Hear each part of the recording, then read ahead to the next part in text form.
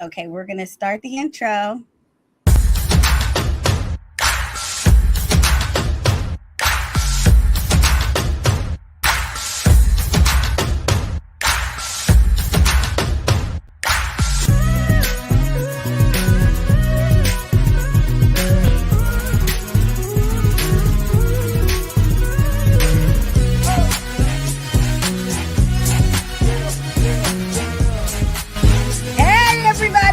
Karan Ashley, you are watching the BOP, the Blurred official podcast. Oh my God, another week we are here. We are excited. I don't know about you guys, but I'm always excited when I'm in the vicinity of my two friends. You're excited all the time. Yeah, I know. I kind of am. Excited all the time. You got that energy. Am. I'm that person. You know, it's funny. People used to make fun of me. Like, they'd be like, that would get on certain negative people's nerves.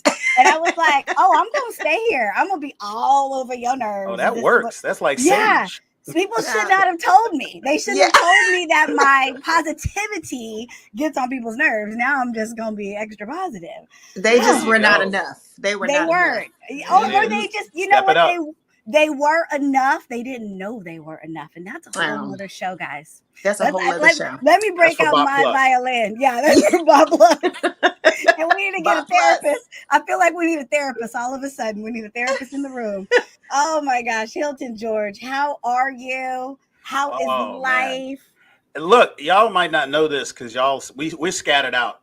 Yes. BOP Nation. We're all over the country, right? It's different time zones and everything. Yes. Here on the East Coast, it's going to be 100 degrees every day of the week. Welcome to my world. And I don't like it at all. I feel like September. I'm you can't give me pumpkin spice and heat all at the same time. Pumpkin spice way too soon. And way hot too soon. Ain't gonna work. I need some clouds. I need some breeze. Some leaves flying. Yeah. I'm waiting for that. Mother Nature is confused, or she real pissed. Christi Renee, how you doing, girl? Yeah. How you doing? You on the East Coast too. How's the weather for you? New York. Feeling Mother Nature's wrath, honey. Today I was walking and I went to the store and I was like, I'm literally talking to myself, but out loud. I thought I'm gonna blend in with everybody and just start talking out loud. And was like, oh my God, no, really, what is happening? It is hot. Like, I'm from Texas, but this is hot. This is ridiculous. It didn't make any sense. Just so sweaty. People don't realize how hot New York can get. Like, we think of New York, we think of like, oh, New York, it's so great. It's and it's hot as Haiti over there. There's humidity, there's heat. It's all crazy. But welcome to my world, guys. I finally, the asphalt is what makes it worse because it just reflects and it's bad. But this was my reality, guys, all this time. I finally got 70-degree weather here in California.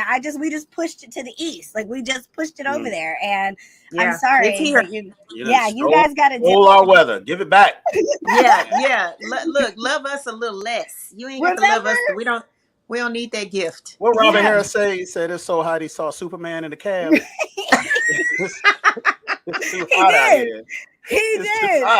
Remember when kids would go back to school? Robert Harris. When kids would go back to school and the way it would start cooling off. Like, that was the sign. Yeah. Kids are going back to school. It's cooling off. Now it's like, it's not until Thanksgiving that it gets cooler to me. Like, that's called a little thing called global warming. That it's a real thing, by the way. Like, it's warmer year round and catastrophic. Like, literally every week we're talking about a new disaster. Like, we've got the fires, drought, crazy horrific. Hurricanes. I mean, they're just everything's ramping up. California just got a hurricane. Devastating. Like, we never get hurricanes, and we got a hurricane. Like, what the heck? Like, I don't know what that was over there. What is that? Yeah, bananas. Well, we could talk about global warming. That's another show. That's also going to be for BOP Plus because I mean, don't get us to ranting and raving on this stuff. Liberal agenda. BOP Plus. BOP, I know. If you have never watched this show, BOP Plus is where we envision ourselves being, and one day we'll be there where you have, it's like Disney Plus, where you just get all kinds of different BOP episodes. And they're looking, see Hilton's he talked about. I was gonna tell people to start paying now. I was like, look, I'll start turning the camera on. I can get some content up there. It'd be just me for a while. the time. Yeah, let me set up. I'll set up the subscription. Y'all buy it. I mean, I'll set it up. I'll put the button and y'all can just push the button while you're watching us today. Hilton, you'll get your $5.99. We'll keep it. We'll even start it cheap. We'll do $2.99 like it used to, like streamers used to be. They were free, then they were cheap, and then they pulled us in. They dragged us into their world of madness, and here we are. We can't live without them. Oh my gosh. But you know what? This week's assignment, we are doing big things. We love watching superhero movies. We love, just talking about them, and we just love diving deep. And this one was actually one that I enjoyed. And it had a lot of anticipation. It had a lot of people were like, oh my gosh, this is going to be one of the biggest superheroes of the year, one of the best stories to be told. And it wasn't all of that, but it was very enjoyable. If you have not seen The Flash, you have got to see it. It's now on HBO Max. You don't even, you can watch it or get get your friend's password and watch it. It's very easy. A 7-day free trial. Yes. And set your reminder to cancel it. I'm sorry. Exactly. Sorry, guys. You won't. Exactly. You're going to wait till you look on your bank statement. See that $7.99. 8 months later, 8 months later, you will remember to cancel it. And that's how they do us. But guys, this is the thing. Michael Keaton. You could have got Bot Plus for free. Michael Keaton comes back as Batman. You don't get one Batman. You get 4 Batmans in this movie. But it's really cool because what happens is Barry, we all know his story. When we first met him in the Justice League and all this stuff, that he lost his mother. His father's in prison, accused of her murder. He's always gone through this, he doesn't have a lot of friends. He's kind of an outcast. He's dealing with grief. And the story opens where his father is having his appeal. And that case brings up a lot of memories. It brings up all the grief that he felt when he was a kid, when he lost his mom and she was murdered. And on top of that, he lost his dad because he's always known his dad is innocent, but they've never been able to prove it. So long story short, his grief resurfaces and he starts running, and he doesn't realize that he runs so fast he's able to go and time travel and actually go where he wants to go. So think about it. If you lost someone and you're dealing with grief and you found out that you could time travel and that you can go see somebody that you missed and that you were like, I just wish I had one more conversation, one more hug, we'd all go. We'd all do it. Whether we're going to, jeopardize the future, whatever. The fate of mankind. Right, the fate of mankind. Most of us probably would do it. And Ben Affleck, that first Batman comes on and is trying to tell him, don't do it. You're going to really mess some shit up. But he does it. And when he does it, he tries to he thinks, okay, well, I can just do this one thing to make sure that she doesn't, she's not in the position to die. So he does it. But when he does it, he basically ruins, changes the course of everything. So, okay, so I want to go around the circle. I want to get everybody's their overall view of the movie. Hilton, we're going to start with you because you're our DC expert, lore, canon, everything.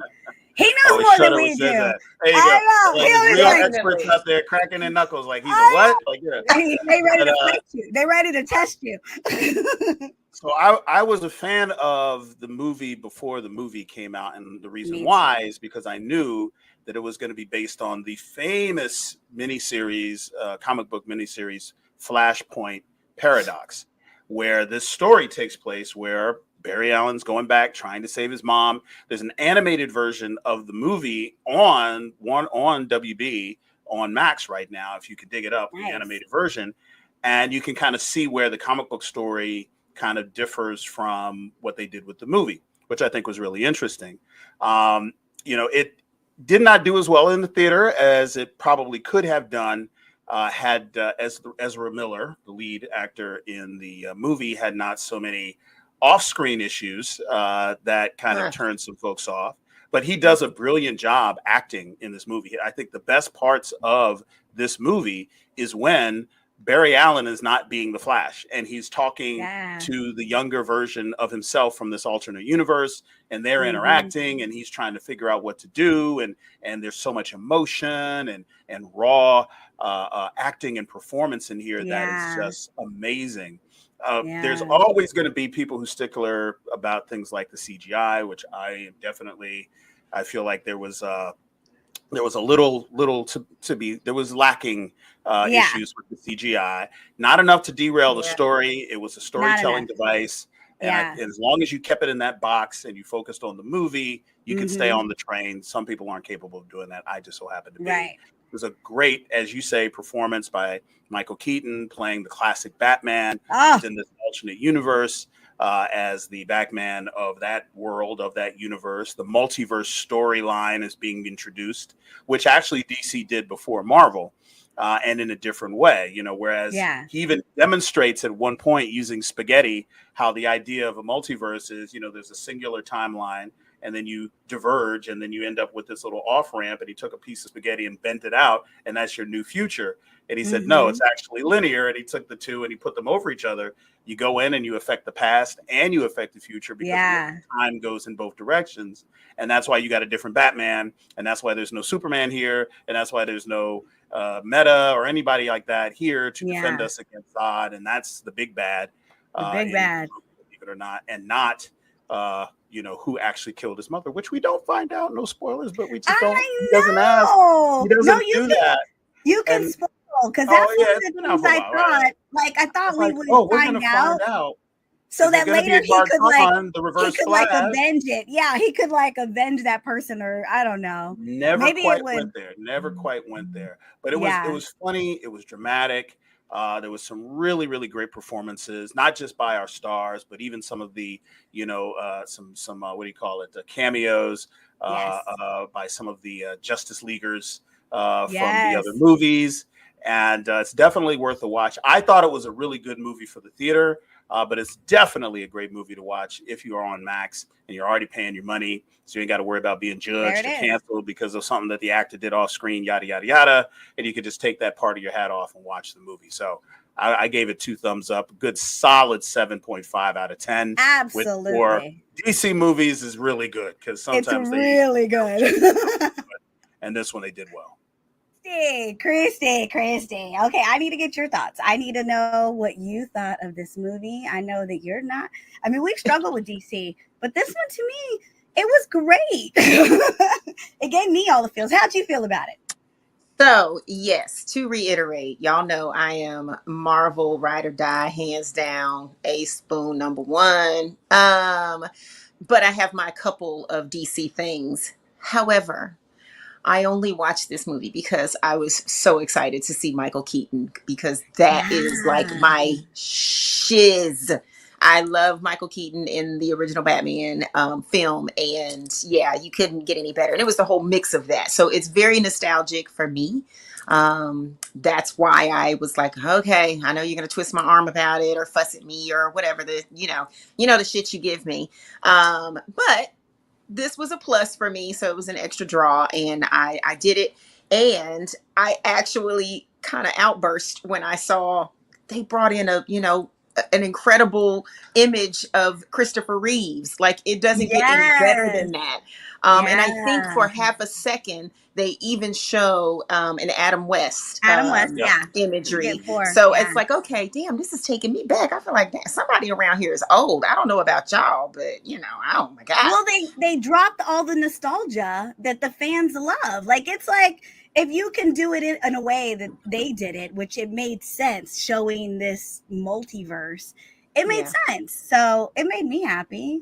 It made me happy. Absolutely. So I appreciated those pieces of it. I thought it was about 30 to 40 minutes too long. But I think some of the fight sequences just go on for way too long for me. And I'm like, oh my God, we get it. And like Hilton said about some of the CGI, I was like, oh, okay, this is a little, it's like the eye trickery. And I'm thinking, it's like me watching 4K. Like, I'm not a big fan of 4K, which is weird because it just looks cheap to me. I don't know what, I told you that when we were watching Little Mermaid, I was like, I'm struggling. My eyeballs don't work right. I can't see that stuff right. It's hard to function. It's hard for your eyes to get used to it. It is. And so I kind of felt that way with a little bit of the CGI. I also think that they struggle with some of the writing, but I have to say, despite everything else, it was a lot for me to detach Ezra Miller from Barry, this character, because I think he's, in real life, I'm like sitting here in the real world going, oh my God, this is insane. Like, I hope this person doesn't. And he's just done so many things over the year. Like, it's a lot. So that was difficult, but I did enjoy his acting, which is crazy. So it kind of made me mad. He's always been a good actor. Like, he's always, in my opinion, he's always been a really good actor. Yeah, he has a quirkiness about him and a timing in his kind of stutter or hesitation in his speech. It's pretty funny, and I thought it was good. I thought for him to play those two characters, because they were somewhat different.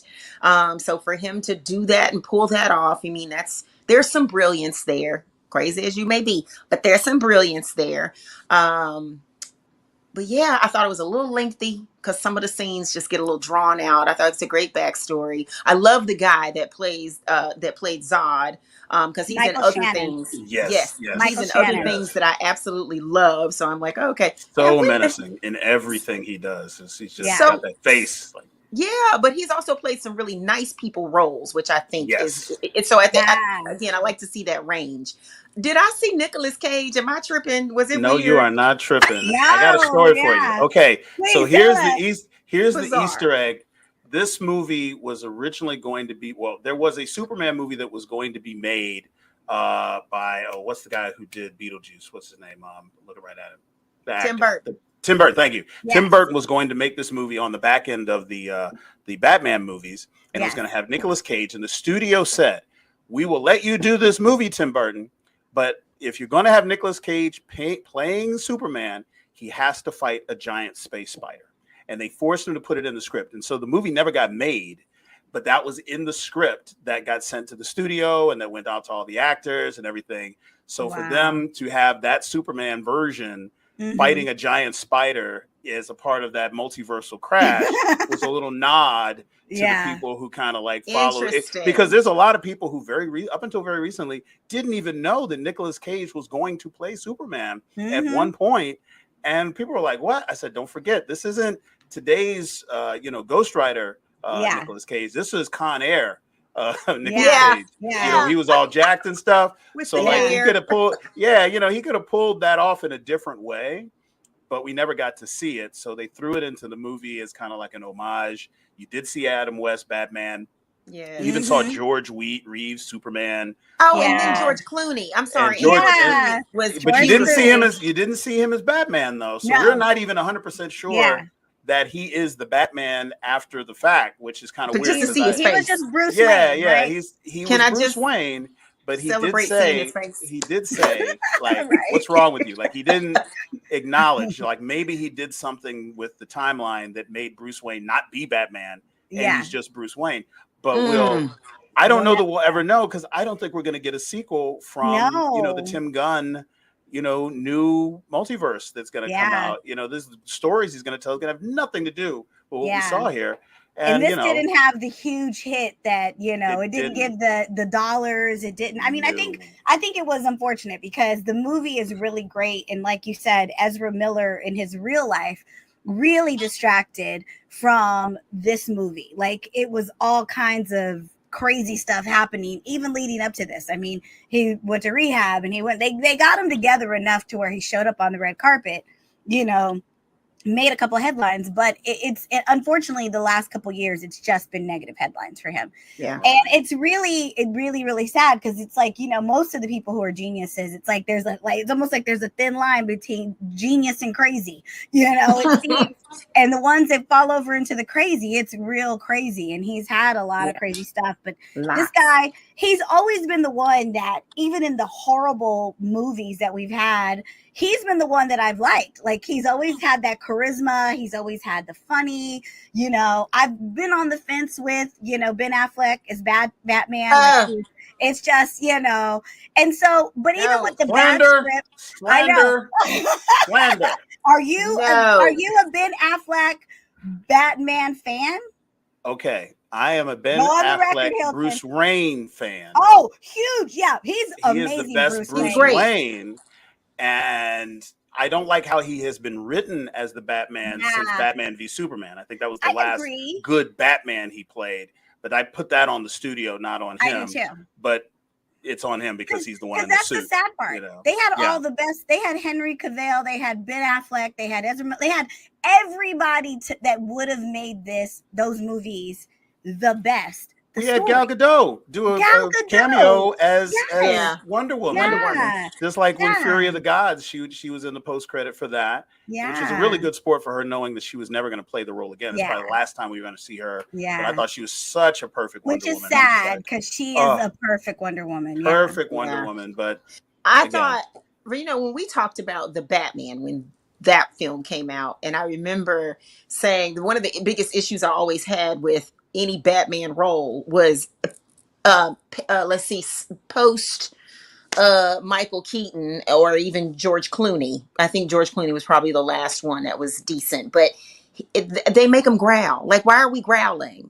And so I appreciated, you know, I can't stand that. Like, so I was so glad when Michael Keaton came back and was like, let me show these mofos how it's done. And he kept his, you know, it's a normal voice. It's like, what? I couldn't stand. And Ben Affleck, I couldn't tell what he was saying at the very beginning. It was weird. The sound was off. You know, again, I'm like, am I listening too hard? I don't know, but it was weird. So I am not a Ben Affleck as Batman fan, but again, he's suave. He's debonair. He can play Bruce Wayne. It's really not much to it, but and Ben Affleck's a great actor, man. He's been in some movies, and I love him. But you're right. He wasn't my favorite as far as he's subpar. But but I will say if we talk about the difference between Batman and Bruce Wayne, he is one of my favorite Bruce Waynes. Like, you know, so far right now, Michael Keaton, I think just because that's who I grew up with, he's been my fave. But again, like Robert Pattinson shocked me at how much I loved him as Batman. I loved Robert Pattinson as Batman, and I never saw that coming. I wasn't one of the ones. And we never got to see him as Bruce Wayne. He was only Bruce Wayne for about 10 minutes in the movie, so we can't even judge how he did that. But you're right. He was an amazing Batman in the movie, and that storyline. Again, that movie of the Batman, I want to get on a segue, is another WB property that is probably not going to get a sequel under the new James Gunn leadership. And we're probably 5 years from now going to go like, oh, we really loved everything that happened. Great. But, you know, some great movies that we're not going to necessarily. I heard that one may get a sequel. I heard because of Zoe and because of him and because it was hugely successful, that may get a sequel. I hope so. Because literally that was the one, and it was the one story I felt made the most sense. Like, we always got Batman who was debonair, had money, and just was all these things. But we didn't get the grieving, like, I lost my parents and I saw it. You know, Batman. Like, this is that, and to me, he should have been emo. It should have been dark. He should have been going through it. That's what I loved about this movie. Like, I love the fact that they dealt with grief, and they dealt with just, you know, Barry's rawness of, I'll do anything to get my mom back. Like, what do you, I mean, like, I'll risk it all, you know? And then even the risk of risking it all was like, I would probably do it again. And then it took the whole movie for him to learn that it's not about doing all of these things. It's about letting go, about accepting the fact that she's gone and I have to let it go. But still cleverly, you know, setting it up to where he was able to let his mom go, but able to figure out a way to get his dad back, which I thought was really cool. I don't know if I should spoil it, because if you haven't seen the movie, this is at the very end. But I will just say he thinks of something in the grocery store so that his dad, you know, he's able to get him back and prove his innocence. But I like the movie. Like you said, it was probably like a 7.5, 8. I wasn't pissed. Like, so, I mean, there have been some DC movies that I've been ready to fight. I'm like, how are all these people like making all this money? They're getting all these things. Give me the money. Is there anybody in the room like going over what the fans want? Is there anybody in the room? They ain't got no friends. Like, it's almost like a bunch of like creative people, right? A bunch of creative people who just went rogue. And it's get like, you some black friends. You need some black friends in your life. They need in the writer's room. They need a blurred testing audience. I think if DC invested in a blurred testing audience, because you know we would tell it. We would tell it all. Get us on that. Somebody could work that out. Somebody, But this was an example of that. This was an example of a story that was very well written.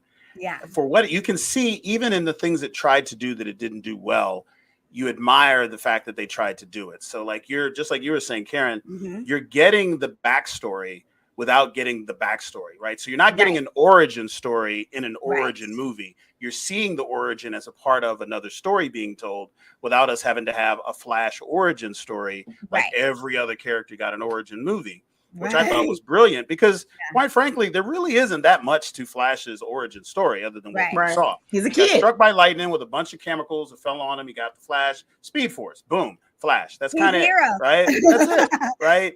And plus we're very familiar with the character now because we had the CW television series that ran for over a decade. So people who are interested in the Flash have had a chance to see him on screen for a long period of time. So the intro was really, really well done. But then all these little nuggets in there, we're talking about like the Easter eggs of like, this is a different universe. Like the fact that Eric Stoltz in this universe was Marty McFly. Which is another Easter egg because originally he was cast as Marty McFly. They shot half of Back to the Future with Eric Stoltz as Marty McFly before somebody came in and was like, no, this ain't gonna work. Fired him, brought in Michael J. Fox. They reshot all the scenes, half the movie with Michael J. Fox, and the rest is history. And those shots, those scenes with Eric Stoltz are still floating around the internet. I think that's hysterical that they were able to incorporate something like that. And he's sitting there tripping out like, no, it's Michael J. Fox. What are you talking about? Like, he's tripping out. That's intelligent writing, though. That is such intelligent writing. You know, that was pretty smart. Exactly, and the fact pretty smart. There's the only remaining superhero in the world that he is in is Batman, and the only reason he was able to find out was because one of the drunk roommates imitated what Batman's call sign was. He's like, "What did you just say? Say that? What? Where?" And his younger, dumber self and their interaction allowed for a growth character arc that didn't come from his interaction with Bruce Wayne or Batman or Sarah Jor-El. None of that. He was actually him learning who he is by like, oh my God, I'm annoyed by myself. I can't. Is this how I sound? Right. I see what they mean. Yeah. So they're sitting there in Bruce Wayne's kitchen, getting their asses kicked by him and everything. And the younger one goes, "He's Batman. Like, what do you think we were doing here? Like, where have we been? I thought this was the cousins' dinner. Like, this is this is Bruce Wayne and he's Batman. I had no idea. Like, what do you mean? Are you crazy?" Yes. So just the fact that he's able to do that was really brilliant. Yeah, I love the fact though that we got a glimpse of what Barry would have been if he had his mom and dad. Like his mom would have kept doing his life. Like that was the thing that I think Ben Affleck kind of said in the beginning, where he was like, "You are who you are because of your tragedy. Like you got to understand that. Like I wouldn't be who I am if I wouldn't have lost my parents. Like, I know we want to change things, but." We can't. Like this is why we are here, you know. And so it took all of that for him to see the person he would have been if he would he would have been even more annoying than he even knew he was. Yeah. You know, and it was a really cool lesson learned. What do we think about Supergirl? We got a Supergirl. And it was a very interesting way to you know, again, like we're in a multiverse and they go to look for Superman and they end up finding a girl, and he was like, "No, I gotta save her. I can't just leave whoever this person is. I'm not going to leave them. They look like they're hurt and they need help. And that ends up helping him later or at least earns her trust because she knows that he was just trying to help her. Right. What do we think of her? The actress that plays her, let me see. I got it all here. I'm on the wrong page, looking up other stuff. Sasha Cale. I liked her. I liked her, right? I liked her. I thought she was pretty. tough. Yeah. She's Latina. And that was a she really interesting twist on the casting. Right? Yeah. Because the classic Supergirl has been blonde hair, blue eyed, you know, and from either another planet in the orbit of the Kryptonian sun or a microplanet that was taken away and stored by Brainiac, which in the movies from the 70s and 80s, they kind of danced around with. But I thought it was really cool for them to streamline it and just bring her in.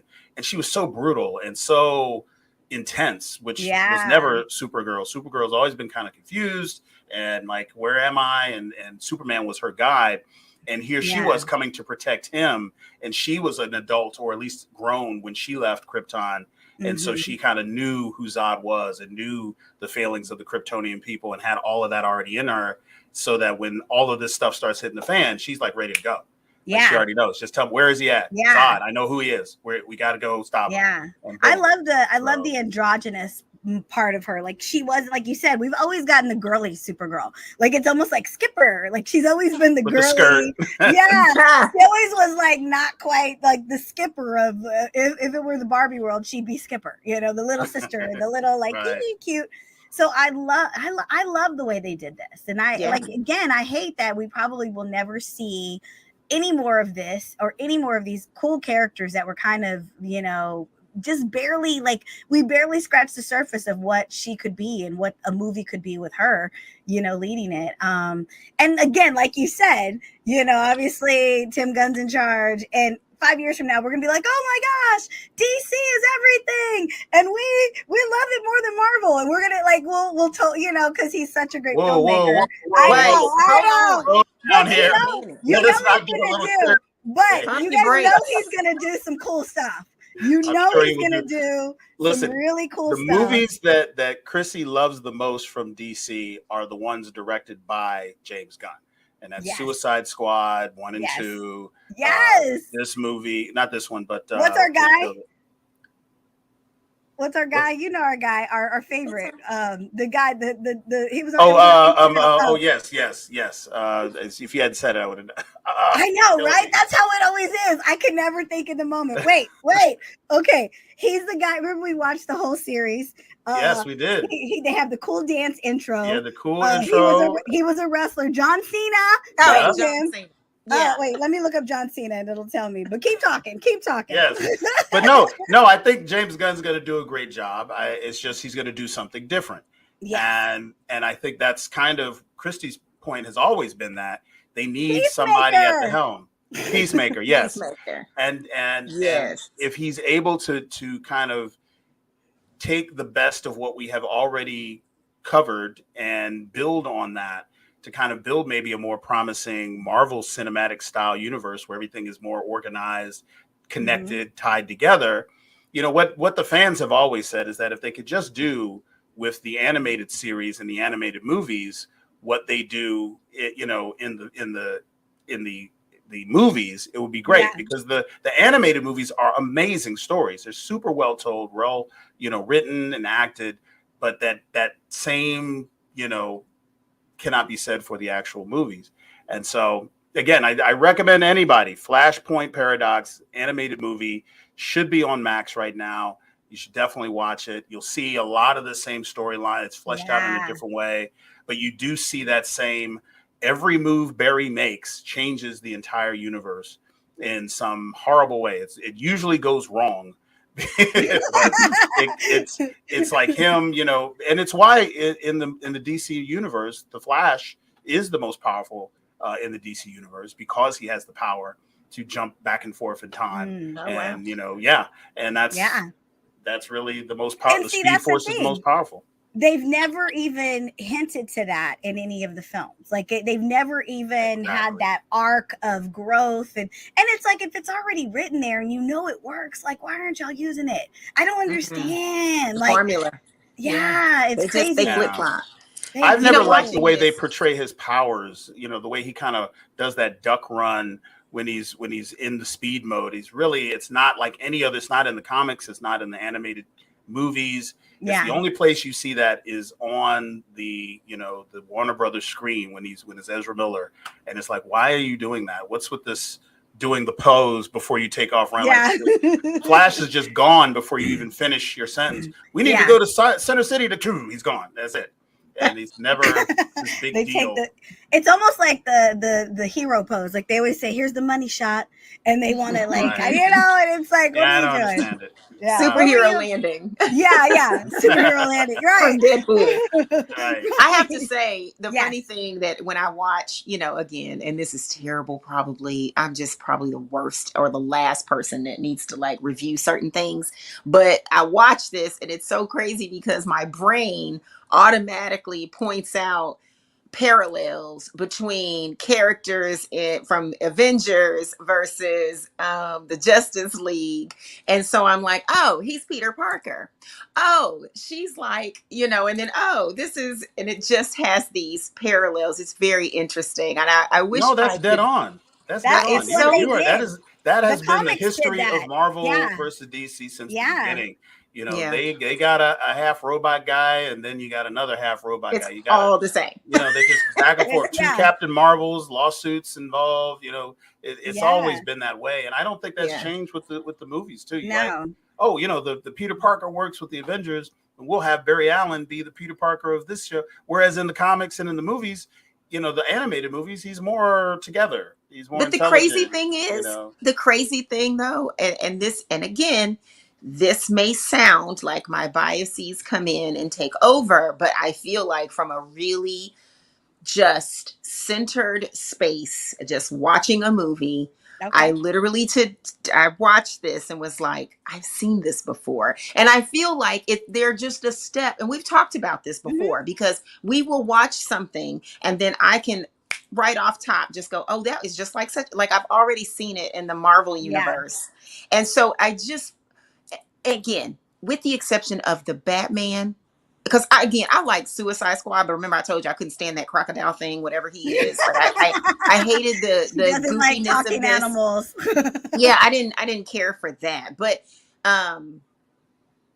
just a few of the things I have loved, I do appreciate. But for the most of it, I'm like, I always feel like there is just this duping game that's going, like they're just trying to scramble to catch up, and it's like, but I've already seen this storyline, or this character arc, or this development, or this alien, or whatever. It's like, I don't know, it's weird. The sad part is that, like, you're right, Hilton, they've been doing this for years. Like the comic book series have always been going back and forth with their version of things, but in the movie world, we've had 10, 15, 20 years of wonderful storytelling by Marvel. So it does seem like DC is just remixing their ideas when really they all had those same, like they were both going back and forth. And sometimes, like you said, DC was the first to do it, but they just weren't the first to put out a good movie doing it. To do it right. Exactly. Yeah. So now they look like the copycat. You have to consider 2 things. Like, so when Disney came in and bought up all of these properties, about a decade ago, and everybody was panicked because, everything's going to go corporate and all this. The fact that they were able to impose some sort of uniform order over properties like Lucasfilm, Pixar, and kind of keep everything kind of, all the wheels on the cart means that they say, hey, you know what? We got phase 1 of the Marvel Cinematic Universe, and this is going to be the 5 things that we're going to do in phase 1. We'll figure out the details as we go, but in general, this is the map of what phase 1 is going to be, and then everybody better sing off the same hymnal, and so nobody's crisscrossing and nobody's contradicting and nobody's spoiling because this TV show got ahead of this movie, and it really, really worked out. And Warner Brothers never did that. DC never did that. DC has been chasing, that success. You got to remember, it's been 30 movies over 16 years for Marvel, and DC is pretty much, as far as a DCU, they're like on 8. Like, really. I'm not counting the Nolan films, because that wasn't Right. DC. It was a DC property, but not a DC movie, right? Right. So, yeah, they're like, well, we need our Avengers like movie where everybody comes together and there's this huge big bad. And I'm like, yeah, but you didn't introduce these characters in the same way. You didn't give us. We didn't get the chance Iron to fall Man. in love with them. We didn't get Hulk. We didn't get a bunch of people on the screen that Captain just America. Pop up, and we're like, really? Like, yeah, okay. And that's why you don't get that same payoff, because the scenes look the same, but they don't mean as much, because you don't have 11 movies behind the Avengers and another 15 behind, the Age of Ultron, and as you go and go. Because we knew everybody in that movie. When we got Age of Ultron, we knew everyone in that movie, with the exception of maybe one or two, but they gave us enough. But it's like we knew who they were, what they stood for, and we were so excited to see them come together. But it was like we had already watched 2 or 3 Iron Mans. We'd already watched, all these other movies. But I have a confession to make, guys. Oh, gosh. Remember when we reviewed the Guardians of the Galaxy 3? And I gave it just like an 8 and was just like, meh. It wasn't funny. It didn't do nothing for me. I love that movie now. You just needed a... What changed? It's you know what it was? You know what it was? I watched it again on a plane. I was flying to New York or DC or somewhere. I was going somewhere on the East Coast. Every weekend, that's where I go. I might say you wasn't in New York. No, I wasn't in New York, but I was flying somewhere east. I think it might have been BlurredCon. I've been to New York, girl, but this is before you got there. But anyways, I was flying somewhere and I watched it and I just enjoyed it. Like, I don't know if I was able to just really zero in because I'm on a plane with my headphones in my own little world. And maybe when I was at the theater, I missed so many different things, or I think I had built it up inside of me. I had really built it up. And then when I went to see it, it just didn't land with me that day, or didn't land with me. But man, I really like it now. I've watched it 5-6 times since then. I watch it on Disney Plus all the time. When you're cleaning the house or you want something on and you just want to or you're middle of the night, you can't sleep. Let me just watch something I already know. So if I fall asleep on it, it's no big deal.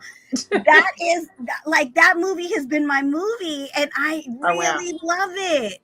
And I love it. Movies do that. Yeah, it was a slow burner for me. It really took me a long time to like it, which is weird. I think it's the familiarity. There was so many moving parts in this movie, visually and tonally, right? Yes. And if you're even in the theater, so much going on. And what people don't realize about this movie, because it was done so smooth, is that it kind of lets on that the main character was never Star-Lord. It was always Rocket. And this movie is Rocket Raccoon's storyline and him discovering that he is an actual raccoon from Earth, and you find out his origin story, and you find out that how brilliant he is and why, and all of these things that were centered around the heart of the movie was everyone's love for Rocket. The people who have died who love Rocket, the people who are alive and love Rocket, the people who haven't met Rocket who fall in love with Rocket, i.e. the Gamora of that of the universe. All of these things center around Rocket. Everyone's doing everything in this movie to save Rocket. There would not be any. They would not care about the High Evolutionary. Save the Badger. If he was not dying, right? The Badger. They call him everything but a raccoon. Everything but a raccoon. The squirrel. So once you get that part, that thread connects everything. It's a different movie, because it's oh my God, I'm sitting here crying because of a CGI. We said raccoon. I was like, where? Raccoon. A raccoon, a bunny rabbit, a walrus, and an otter. Those scenes were just these are horrifically, mutilated, scary to look at in some cases. Yeah. But they're just the heart and soul of the story, Yeah. So it's once you get past it, for me, it's like Napoleon Dynamite. I watched it. I was the last person to watch Napoleon. I got so sick of everybody. You got to see Napoleon Dynamite. You got to see. And I watched it. And I was like, this is some bullshit. Y'all got me watching this dumbness. This is the stupidest. But then after the movie, you start getting the acid reflux and regurgitating the scenes, and you start laughing. Then when you go back and watch it again, it's like you're like falling out laughing. The guy is driving over the Tupperware with his van, and then it breaks, and he just panics and speeds off. Like, the guy, like he the threw a pot roast, at his car, because it's like all this little dumb stuff that you're like, this was not funny. They were playing tetherball. Was my favorite scene when they were playing tetherball. No. When my man kicked him in the side pocket to crush his tots in class, like, this dude got a pocket full of tater tots in class. Napoleon, let me get some tots. No, man, I paid for it all week. It's like, bah. So funny. Like, that's so the genius. Same thing. We're in that same way with this movie. Seeing it twice. Well, the only reason I bring it up and the only reason that came to my mind was because I'm thinking of what Tim Gunn is gonna do for DC. Like, it made me excited to just kind of think about, wow, like he has really done stuff that I've loved. Like, I love Peacemaker. I love the Guardians. Like you said, there's so many things that I've watched that I've just loved. And I can't wait to see it. And like with him, he's not afraid to be funny. He's not afraid to be violent. He's not afraid to be dark, which is where I feel like the DC stories that's their sweet spot, is when they're dark. And so I'm really excited. And, people are like in that stage though right now where they're hating everything. Like they're like, how dare you? You're going to, and it's so funny to me because they've gotten a bunch of mediocre movies and they're fighting for these mediocre movies. But really, they're not even fighting for the movies. They're fighting for the actors that they love. And it's kind of like what we said earlier. They had the best casting. I mean, they had Henry Cavill, they had, Gal Gadot, they had freaking Ezra Miller, like everybody who could. They had Ben Affleck. They had an A-list actor who won an Oscar in a movie about a superhero, and it's like, but they couldn't get them to work because the stories were just not great. Or it just was like, come on.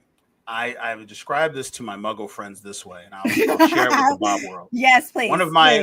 People may not know this about me, but I'm a damn good cook, and my best recipe is chili. I can make chili that you will slap your mom. I don't care if your mom is left. Christi Renee, we're going to DC next week. You meet me there. It's a life-changing experience. I'm telling you. Not next week. That being said, do you make cornbread with your chili before we get any further? Of course, you can't. You have to. Listen. If we don't you gotta hit the brakes on something. This to get too good. The beans go straight to your head. When y'all come here, if you don't bring a vat with you. I gotta bring it. Now I gotta bring a chili vat in it. On the plane. I'll be on the mug sitting on the plane with a crock pot. I need a crock pot. Right? Looking like Chef Bin Laden. We hungry at New York. Oh, you can't have none. Hey, he hungry too. But the analogy I make is that when I make my chili, I need it to congeal, right? So I can cook it for 2 hours and everything will be cooked. But it needs to sit in stew and all the, the different spices and the peppers and all the vegetables. Everything's they gotta get a chance to get together and get on one accord. Right, they gotta coordinate. So you can technically grab a scoop and eat it within 2 hours and be like, oh, okay, it's all right, but it's probably not gonna hit, right? Better the next day. But if you let it sit or put it in the refrigerator and reheat it the next day, it's 100 times better.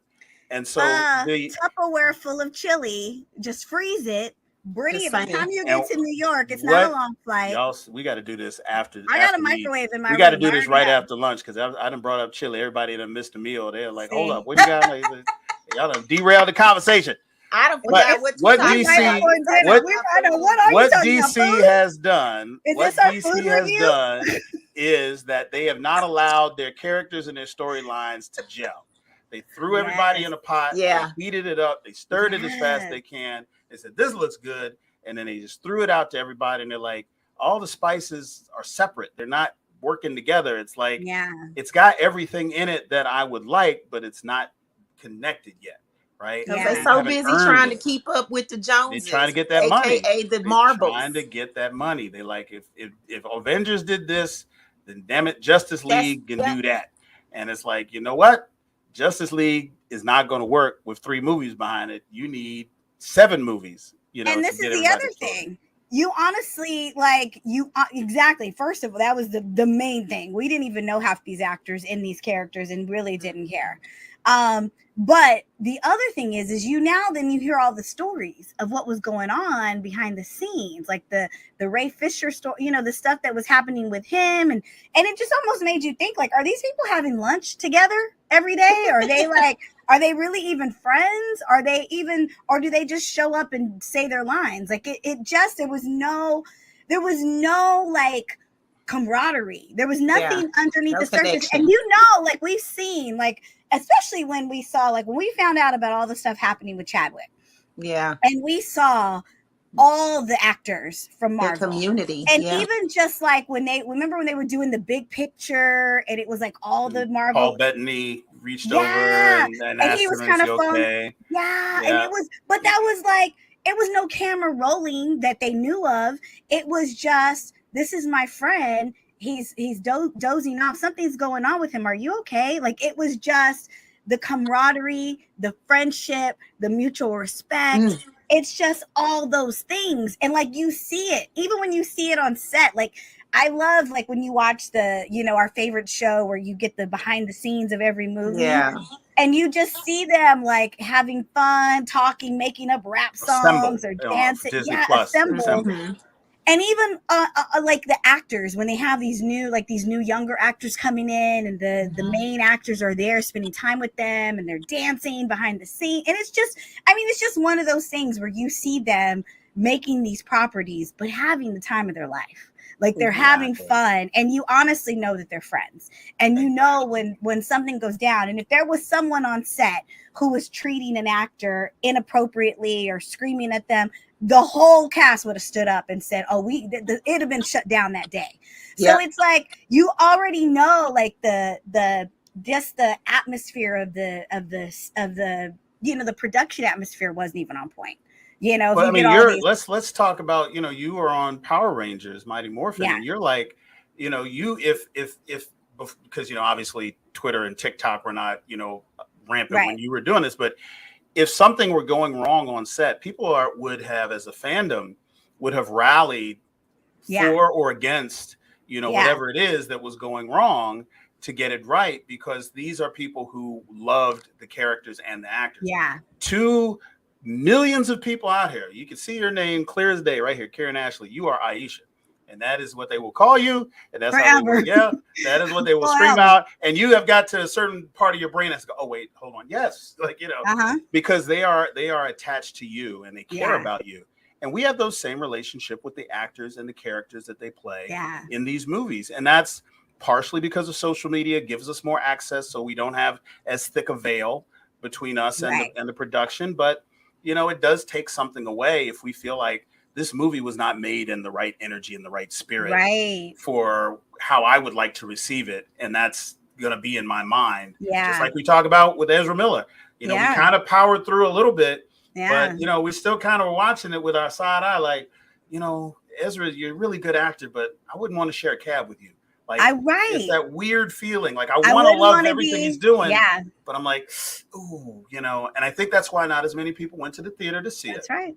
Yeah. I think it hurt the promo because he wasn't able to do the junkets and all of this stuff. He wasn't able to do it. Yeah. And, you know, probably if they had spent less time doing damage control for him, they might have been able to focus on that damn CGI so that it wouldn't look like it wouldn't look like the Bob special effects that I put together and shit. No. The Bob got it beat. You know, my special effects skills are on a minimum. I can do the fade to blacks and but that's not it. Transition. But, I can do the transitions. But no, I mean, I completely agree. Like, it was like when I met Ray Fisher and I'd already heard the story on the internet, but when I met him, and he's like the nicest person in the world. He's literally like someone, if I'm at a con, we find each other just to give each other a hug. Like, he is just that dude, right? And when I heard what he was going through, I literally, like, before I'd ever actually met him, I sent him a message and was like, dude, I said, I'm sending you all the love and protection. I'm praying God's protection over you because you did not deserve this. And I just hope that his career wouldn't be affected by these, whoever, you know, all these crazy people run. But it's like, now we know the whole thing was crazy. Like, you know, and I'm I'm sure Tim Gunn is no saint, and I'm sure some people loved him, some people hate him. But at the end of the day, it seems like he's able to cast a movie. The people on the set, the people in the cast are able to become friends. Like, he demands it.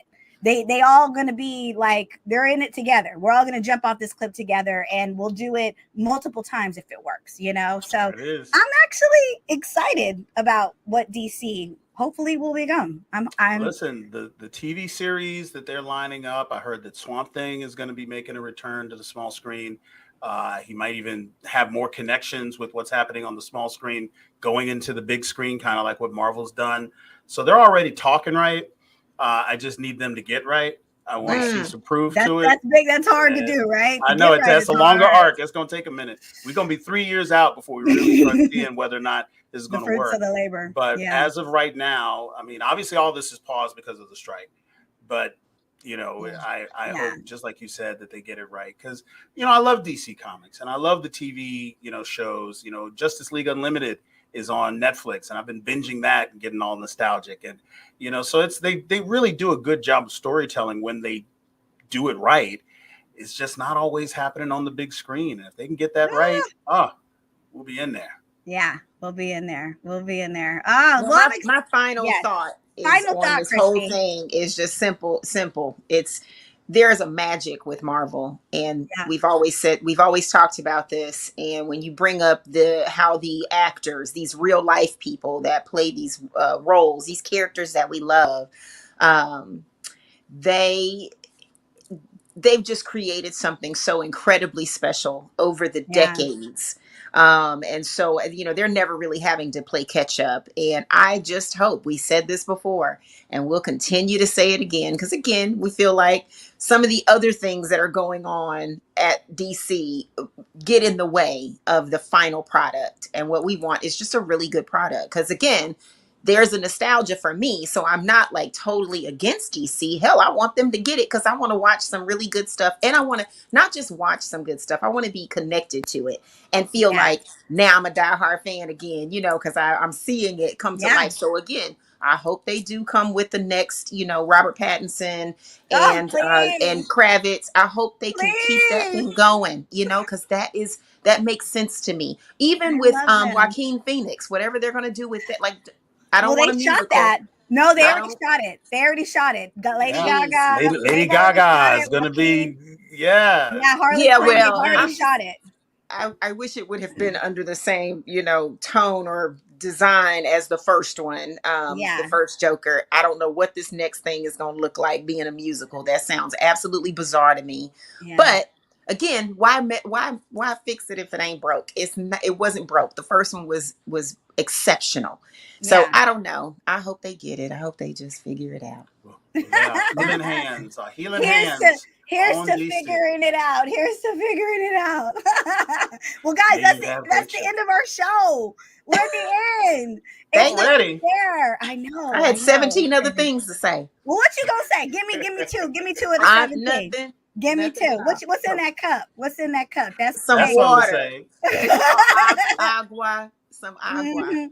No, we need to have a cooking segment. That's one thing I've learned from today's show. She done went back to the food because I'm kind of with her. I'm revelations have revealed to me. I know Christi can cook, so Christi can handle a cooking segment.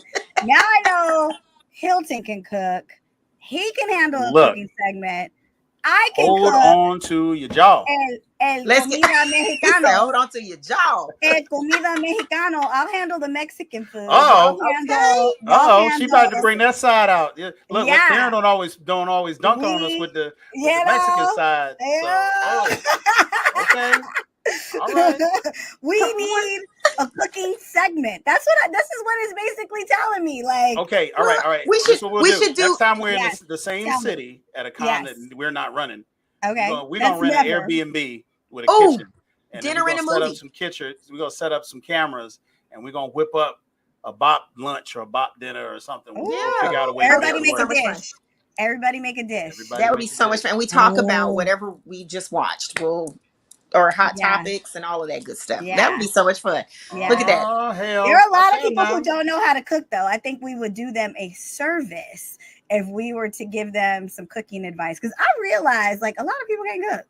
A lot of people. Listen. A lot of people people do not I just understand. assume. Well, see, this is the thing. I assume people can cook because I come from a cooking family. Like, I got 5 sisters, and all of them can throw down. Like, all of them got they got their dishes, they got their stuff. Right. You know, my aunties cook. Everybody, not everybody's the best cook, but everybody got their dish. Like, and look at the stove like it's a UFO. So no, but literally, you come over and you go, like, they go come over for dinner, and you're like, okay, we're gonna come over, and it's not gonna be bad food. Like, that is never even a question. Even the one who cooks once a year, you know, you're not gonna get bad food. It's still like, you know, it's about to be on. Like, that's just what our family does well. Right. So it's Put shocking. that love in there. Yeah. So it's shocking to me when I hear that, you know, people can't cook, and I'm just like, what? You didn't put no salt in that? Like, that's like number one. First thing like, I look at is your spice rack. What you got in that spice? There needs to be like 20, 30 spices in there. Like, you need to have what the ancestors tell you to bring. Because you don't have you ain't got no paprika, Lowry's, Old Bay, cracked pepper, you know, joint. You can even have garlic. Garlic powder. And if you black, you better have some onion powder. Better have some onion powder. You ain't got onion powder. I'm gonna ask you Hello. I need to call your grandma. Do we need to go to the store? Because there's no onion powder. Does the recipe call for onion powder? No, but I still feel more comfortable with it in the house. It's like a talisman to bring the ancestors in. I'm not gonna use it. I just need to. Right. Like, everything don't call for hot sauce, but if you're in a house without hot sauce, it's a problem. It's like, what are we here for? Like, what is this place? Is this a house? Put it on nothing. Is this an office or a house? Like, what is this? Let me get my DoorDash queued up. We literally have like 8 different hot sauces in my house. Oh my husband like literally goes to restaurants, and if there's a hot sauce that they have that they sell, we buy it. And you like it, like, I mean, there's literally, like, we went to this one fancy restaurant, like fancy, like this was his birthday. Like, this is like the big, we gonna spend some dough, but they have wonderful food. So we're paying for like high quality cuisine. And they had like a salsa that was just randomly with one of the dishes. And we literally were like, we need this. They like bottled us up a bottle of, oh my God. And then we were like, is it gonna be like $100? Like, how much is it gonna cost? They were like, no, it's just like $10. We're like, what? We'll take it. We'll take 2. It's like when you go to New Orleans, you know, you got to be like, what is in this? You know, if they start talking, you start writing. Like, I never heard of that spice before. Yeah, I didn't know you could do that to it's like saffron to alligator. Okay. Like, I've eaten shit in New Orleans that I would never eat and didn't know I ate, and was like, I want seconds. Like, I had alligator legs, y'all. I've never in my life, like, they cook everything great. Yeah. I thought it was a metaphor for a certain preparation for chicken wings. They're like, no, they're actually cutting the legs off alligators, and we frying them up and putting them in this special sauce. I said, I blame bring it on me the up voodoo. 2 hours. On the voodoo. What? I blame it on the voodoo because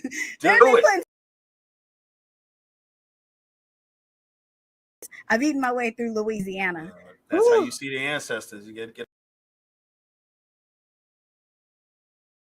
walking between worlds. Hallucinating. Okay, we've done enough. We're going to the dark side. Guys, thank you for watching the BOP, the Blurred Official Podcast. We love you. We mean it. Bye!